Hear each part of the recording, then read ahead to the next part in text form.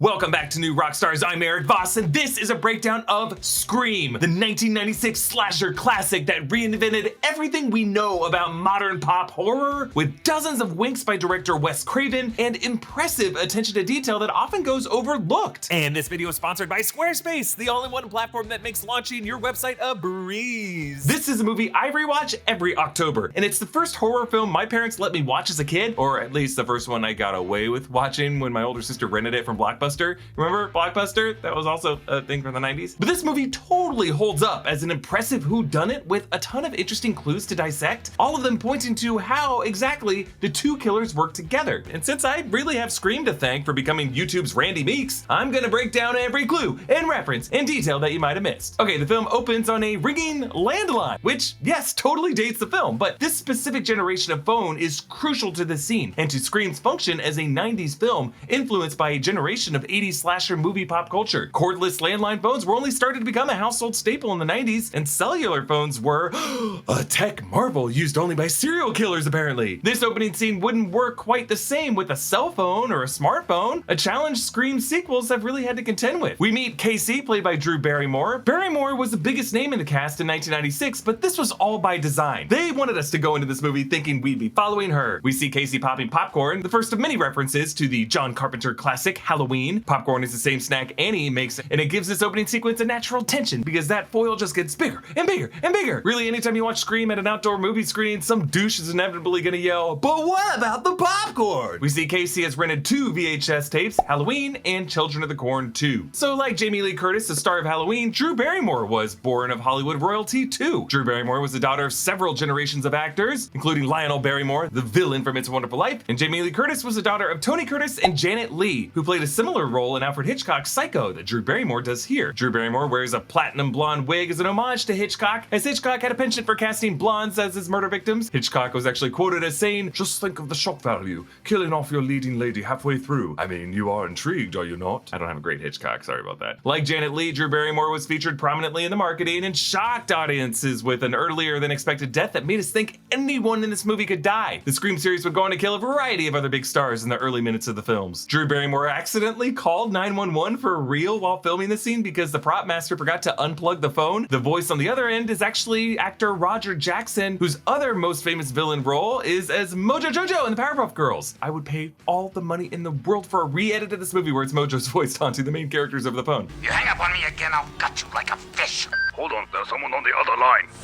Some kind of joke? But the Ghostface killer we later learn is actually Billy and Stu working together, two people. So it really reframes what's actually happening in this opening sequence. Stu is the more savage of the two killers and slashes more recklessly. He's actually the one who kills Steve, the guy in the Letterman jacket, whereas Billy likes to play games, and it's more likely him speaking over the phone. He tends to strangle and weaken his victims before stabbing them more ceremonially. So it's him over Casey later, but it's probably Stu who strung up Casey over the tree for reasons we'll get to later. Actually, this whole cold open is inspired by two early slasher films, When a Stranger Calls and Black Christmas. Both of these include scenes where the killer taunts their victims over the phone. Black Christmas even has a villain in it named Billy. All of these movies, though, are riffing on the urban legend, The Babysitter and the Man Upstairs, which usually ends with the famous stinger, "The call is coming from inside the house." Now, the call isn't coming from inside the house here, technically, but, very near it. Casey and the killer move on to talking about A Nightmare on Elm Street, and Casey says, The first one was, but the rest sucked. Ah, yes, Wes Craven, the director of this movie, directed the first Freddy movie, but none of the sequels except Wes Craven's New Nightmare in 1994. The other movie he was directly involved with was Nightmare on Elm Street Part 3, which he co-wrote, and it's worth mentioning that Part 3 totally kicks ass. Wes Craven went on to direct Screams 2, 3, and 4. Apparently he learned the lesson about turning your franchise over to other directors. Then we get to the big reveal. You never told me your name. Why do you want to know my name? I want to know who I'm looking at.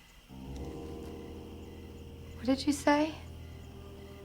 Ah, the dog barking in the distance, perfectly timed because Casey now suspects intruders are in the vicinity, and that's why the dog is barking. Suddenly, we all just become very, very paranoid over how many windows and doors are in this house. Now, throughout the sequence, and throughout the whole film, really, Wes Craven uses these Dutch angles, and he keeps everything slightly askew, combined with a wide-angle anamorphic lens, which often squeezes and warps the edges of the frame to kind of create this funhouse effect, which gives us a sense that everything is off balance, like running from this killer would be like running in a dream. Scream, just difficult and sluggish and impossible. Before Casey learns that they've captured Steve, actually you can briefly see his shadow silhouette through the patio door glass in this shot, just to the left of her arm. And Wes Craven sneaks in these little details. It's all in plain sight just to give you a sense of paranoia and dread as you're watching it. Like, wait, did I just see something there? When Casey is asked a trivia question about Halloween, you can actually faintly hear John Carpenter's score for that movie mingling in with the existing music.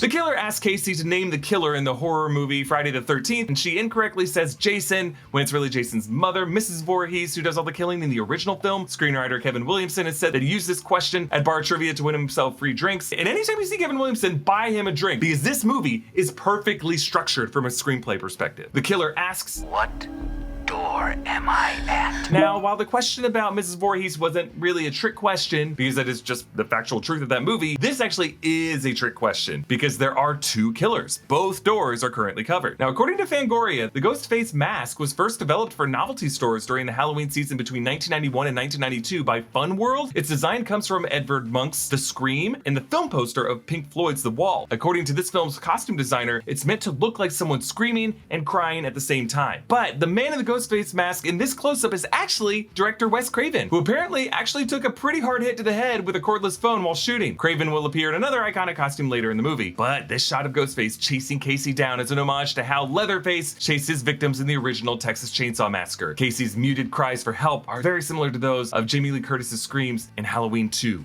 Sometimes you're so frightened that when you scream, nothing comes out. Then this shot of Casey being dragged along the ground is an homage to a similar shot from Dimension 13, the first movie directed by Francis Ford Coppola. It was produced by exploitation master Roger Corman, whose filmography includes some of the greatest movie titles of all time, including A Bucket of Blood and Slumber Party Massacre 2. Corman would actually get a cameo as a movie executive in Scream 3. Then the close-up of a hanged Casey's face is similar to a shot in the movie opening Murder, Dario Argento's Suspiria. Casey's father tells her mother to drive down to the Mackenzies, which is a nod to a line from Halloween, where Jamie Lee Curtis tells the kids to go down the street to the Mackenzies. The Halloween franchise repaid the favor in Halloween H2O, which includes the line, drive down to the Beckers being Casey Becker's family in this movie. This connection is extra strong because Kevin Williamson was also involved in the writing for Halloween H2O. He knew what he was doing. Now, this movie draws a ton of inspiration, obviously, from horror movie history, but also from real life, something that actually ties in with a lot of those of us from the new Rockstars staff. Williamson was actually inspired by the real life story of the Gainesville Ripper, a serial killer who terrorized college students in 1990 that was in and around the campus of the University of Florida, where myself and Brandon Barrick and Zach Huddleston all met and actually did improv together on an improv team, and we very much knew the history of the Gainesville Ripper. Now, the original title for the movie Scream was Scary Movie, which would later be used for the parody series, but the change was apparently made because the producers were listening to the Michael Jackson song Scream and just kind of liked the title for a horror movie. And we meet Sidney Prescott. She locks her bedroom door by barricading it with a closet door, which is a nice little setup for how she locks out the killer later. Billy Loomis climbs into Sidney's window, similar to how Johnny Depp's Glenn climbs into Nancy's window in A Nightmare on Elm Street. Billy Loomis actually gets its name from two iconic horror movies, Dr. Samuel Loomis in Halloween, that's Michael Myers' psychiatrist. There's also Sam Loomis in Hitchcock's Psycho, Marion Crane's boyfriend. Billy tells Sidney, I was home watching television.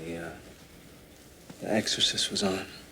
Got me thinking of you. You know, all the good stuff was cut out. This sets up his obsession with violence and with scary movies, and the fact that The Exorcist got him in the mood foreshadows the character definitely has a mental link between sex and death. An acoustic cover of Don't Fear the Reaper by Gus Black can be heard in the background,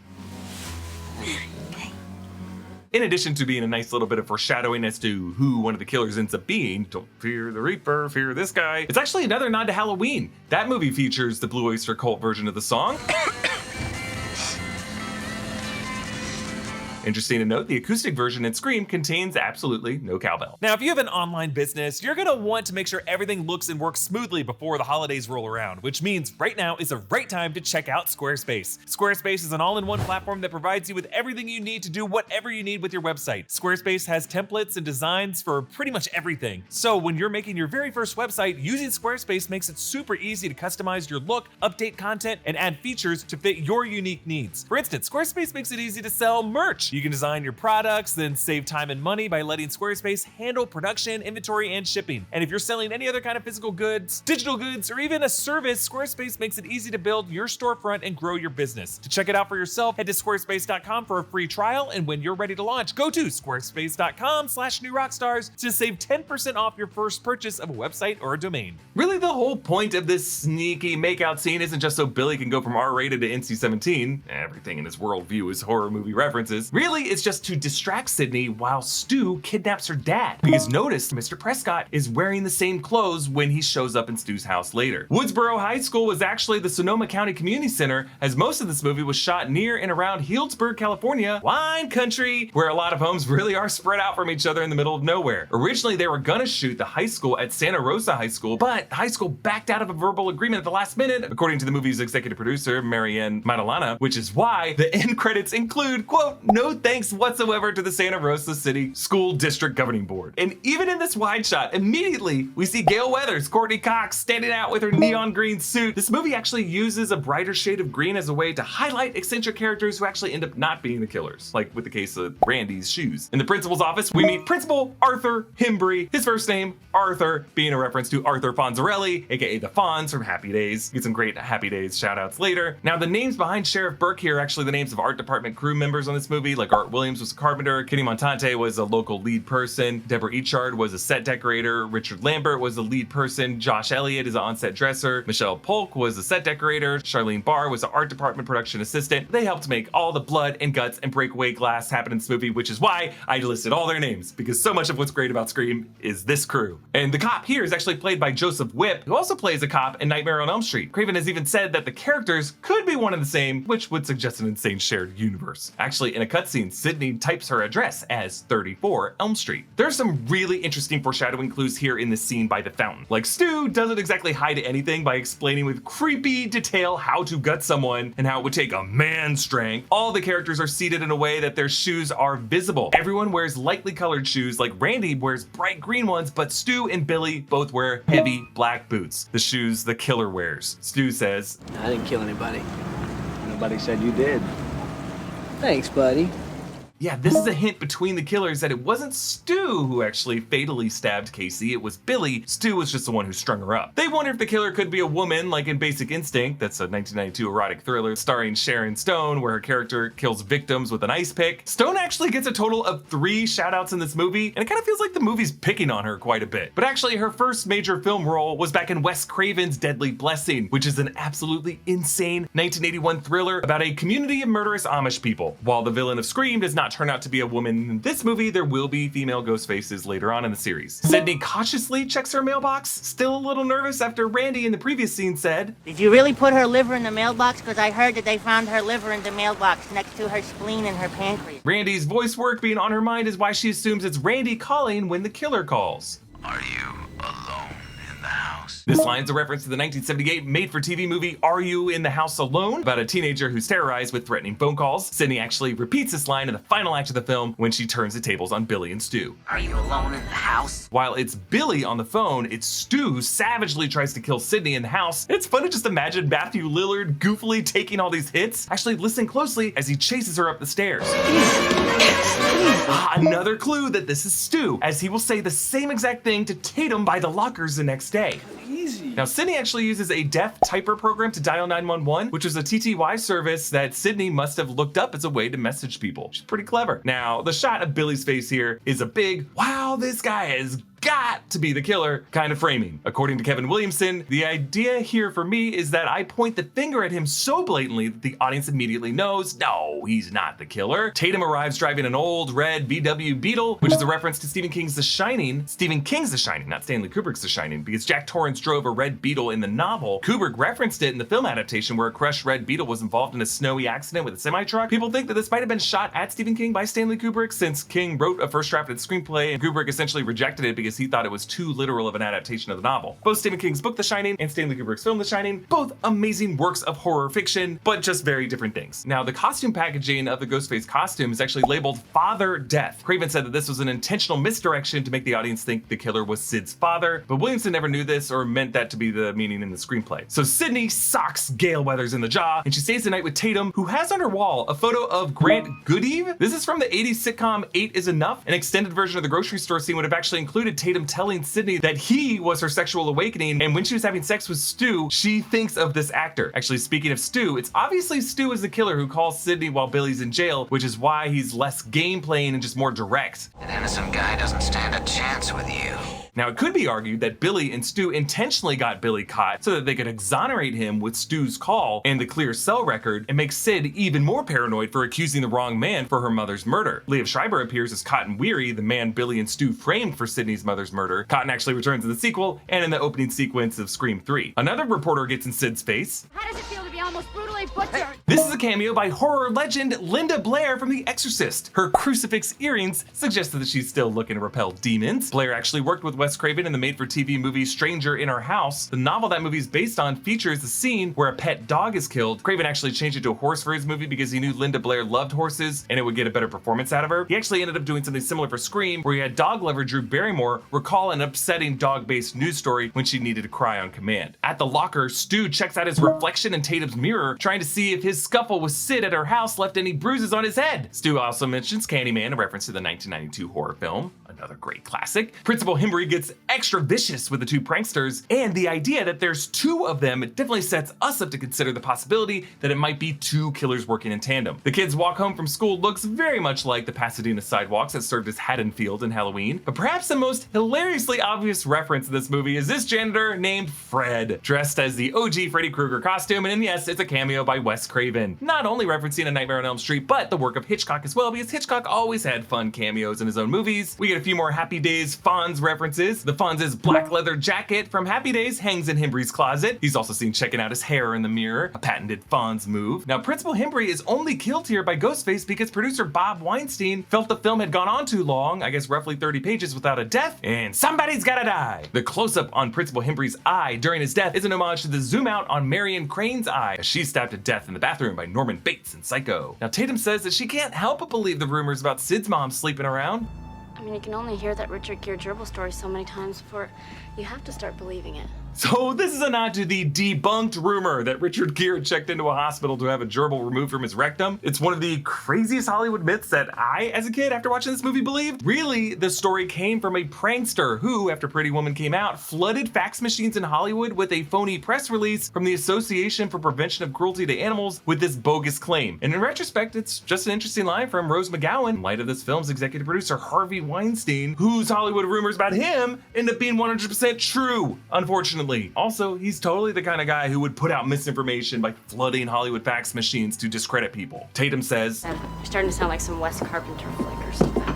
yes, she's deliberately mixing up the names of Wes Craven and Halloween director John Carpenter, and while she's saying that she's wearing a number 10 crop jersey, similar to the one Johnny Depp wears in Elm Street during his death scene, the fact that she's wearing this could be foreshadowing her own eventual grisly death, the grisliest and craziest of this movie. James Whale's Frankenstein plays on the TV in the video store. This was released in 1931. It's the oldest movie to get a direct reference in Scream. A teen asks Randy at the video store what that movie with the werewolf and E.T.'s mom is. Drew Barrymore was in E.T., and Randy answers The Howling, which starred Dee Wallace, and Wallace was in a bunch of horror movies like Wes Craven's The Hills Have Eyes, Cujo, and others, and I just love that she calls Dee Wallace E.T.'s mom. Randy says the whole thing is Prom Night Revisited, a nod to the 1980 horror movie Prom Night, which starred Jamie Lee Curtis. Prom Night, another movie that featured the threatening phone call trope. You can also see a poster for the Jamie Lee Curtis movie Mother's Boys in the video store, but knowing Billy and Stu are the killers makes their gang up on Randy pretty scary, as he rightfully sees through Stu trying to pin it on Sid's dad and thinks it's Billy, who says that Randy is an equally possible suspect, which Randy acknowledges, even though he has no motive. It's the millennium. Motives are incidental. Now, it's an odd line for anyone born late enough to not remember 9/11, but for 90s kids, society was freaked the out about Y2K, and Randy attributing random psychopathy does actually apply to the co-killer behind him, because Billy has motive for his killings, but Stu just really does it for the fun, or as he says later, Peer pressure. I'm far too sensitive. So as the town of Woodsboro prepares for curfew, the song Red Right Hand by Nick Cave and the Bad Seeds plays. This song actually comes back in many Scream movies, except 2011 Scream 4. It's fitting that the name of Nick Cave's band is the Bad Seeds because a movie with the title The Bad Seeds will be popping up later. Sidney says that the deserted streets in Westboro remind her of The Town That Dreaded Sundown. That was a 1976 movie that is also inspired by real life events, the Texarkana Moonlight Murders. Now it's easy to forget how silly this movie gets by making you think everyone could be a suspect, like when the sheriff tells Dewey that they traced the calls to Sid's father Neil, and he looks real jumpy and starts smoking again, and then Wes Craven cuts to an ominous close-up of his dark boots.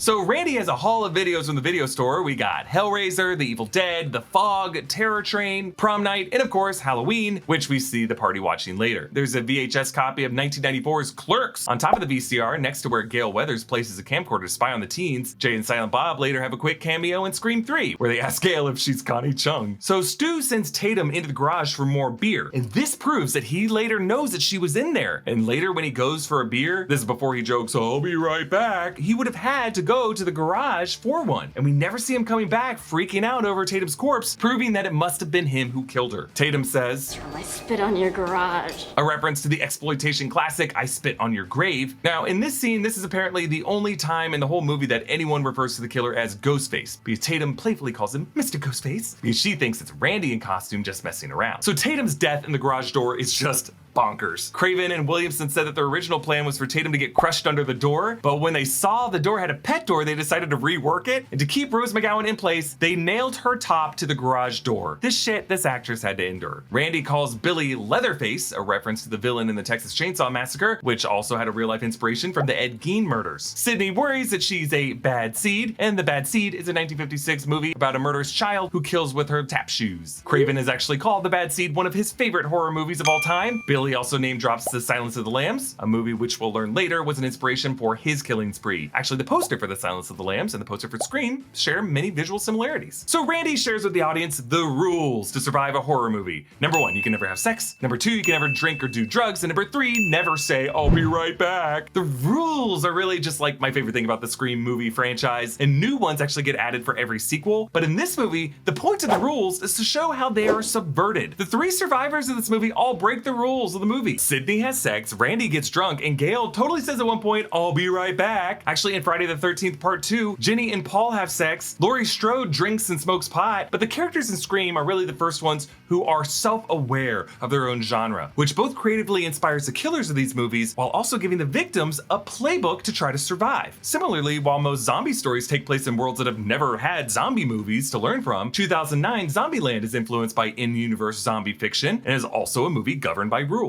So after doing the deed, Sidney asks Billy who he called for his one phone call, and he says his dad. Now Sidney's not wrong to suspect him, but it was actually Stu who called her while Billy was in prison. So Stu fake stabs Billy, and initially there is no blood on the knife, but that might just be a production thing because after cutting to Sidney and back to him for the wipe, there is some fake blood on it now. Sidney locks the door to get away from the killer, but then the Ghostface killer appears around the other corner. Another Stu clue, because only someone who lived in this house would know so quickly how to take all these shortcuts. While Sidney is running through Stu's attic, we see these creepy dolls strung up like Casey was in the cold open. This not only shows us that Stu has been practicing his murder techniques, but it's a reference to the Dario Argento classic Deep Red that features a killer who is obsessed with dolls and toys. In one scene, a doll hangs from a noose, not unlike the ones we see in this room. Before he's attacked, Randy says, "Look behind you, Jamie," referencing Jamie Lee Curtis in the movie, but he's played by actor Jamie Kennedy, so he may as well be talking to himself. Jamie Kennedy is literally reflected in the glass of the TV screen right over Jamie Lee Curtis in that shot. And it creates this great multi-layered meta gag in which Sid and the cameraman Kenny scream at the TV, "Behind you, Kenny!" And when we watch this, we realize we're doing the same thing. Look behind you, Jamie. Kenny remembers the 30-second delay and gets killed. Now Kenny is played by W. Earl Brown, who would go on to appear in Deadwood, The Mandalorian, and played Bill in The Last of Us game. Sidney's blood-drenched hitchhiking is a reference to Carrie, might also remind viewers of Sally's escape from the Texas Chainsaw Massacre, but Carrie gets name-dropped a few minutes later when Billy says that he used corn syrup for his fake blood like they did for pig's blood in Carrie. So Dewey gets stabbed, and Sidney hides inside her car and gets away, grabs Dewey's gun, and then Randy and Stu show up at the same time. I found Tatum, she's dead! I think Stu did it! Listen to him, Sidney! Now remember, Tatum is Stu's girlfriend. He should be more concerned with where she is or whether she's okay. okay. The fact that only Randy cares about Tatum should tell Sid that Stu is a killer, but they're both frantically yelling, so she can't trust either of them. Billy reveals himself, as Randy really set him up perfectly to quote Psycho here. He's gone mad. We all go a little mad sometimes. Now, it's interesting that he attributes the quote to Anthony Perkins from Psycho, not Norman Bates, the actor, not the character. Just another sign that Billy really has trouble distinguishing movies from reality. Meanwhile, Matthew Lillard, I gotta say, just such a goofball when he trades Billy the knife for the gun, like, my liege. He's barely even in the frame here, but every move this actor makes is unhinged. Like earlier when school lets out, you could see him in the background, leaping into frame, cutting people off, and then pulling up a flower from the garden. Now, the pose that the two killers make here is kind of a two-headed beast, an homage to The Thing with Two Heads. And when pressed for a motive, Billy says that it's scarier when the villain doesn't have a motive. He mentions Hannibal Lecter and Norman Bates, but the Bates parallel here doesn't really fit the theory because both Bates and Billy are dealing with issues around their mothers and their sexuality. So there is kind of a motive there. But by saying that it's scary when they don't have a motive, I think Billy is onto something. Viewers might be reminded of the motive-light killers from the modern slasher classic The Strangers, and when asked why they were doing this, one simply replies, because you were home. But as Stu and Billy explain their plan to blame it all on Sid's father, Sid says, You've seen one too many movies. Nah, Sid, don't you blame the movies. Movies don't create psychos. Movies make psychos more creative! Again, we see the flaw in Billy's thinking. By copying what he sees in movies, Billy isn't being creative, he's being, by definition, derivative. One controversial take is that the real-life murderers these movies were based on were the true creatives, but even then, I don't think we should call those people creative, because by destroying lives, you're not creating anything. Gale's return gives Sid an opening to hide and turn the tables on the boys. Sid pops out of the closet to surprise the killer just like Jamie Lee Curtis does in Halloween, and that scene plays on the TV in the next room. She uses the green umbrella, the hero color, contrasting the red blood. Sidney tells Stu, In your dreams. and then crushes/zaps him with the TV. Killers obsessed with horror movies literally get killed with one. Nightmare on Elm Street 3 also features death by television. Gale finally learns to take the safety off and shoots Billy, even though Randy warns that there's always one final scare, and the jump scare works. Not in my movie. Like Ripley at the end of Alien, Sidney signals that she's aware that she's part of a Hollywood story and ends it on her own terms. Gale reports from the crime scene, bringing to an end the harrowing mystery of the mass killings that has terrified this peaceful community, like the plot of some scary movie. Yes, a little nod to Scary Movie, Kevin Williamson's original title for this film. And then as the film fades to black. Yeah, Wes Craven proves Randy right with one final scare. Just a few frames from our very first close-up of Ghostface in the opening sequence when it was Wes Craven himself under the mask. What is your favorite moment from Wes Craven's Scream? We loved revisiting this classic in our favorite time of year, and hopefully we pointed out something new. New Rockstars loves to break down the details you missed in everything you love. And please check out our ranking of jump scares and non-horror films. Huge thanks to Jordan Morris and Erik Voss for helping write this analysis. Please subscribe to the New Rockstars Network, and you can follow me on all socials at EA Voss. Thanks for watching. Bye.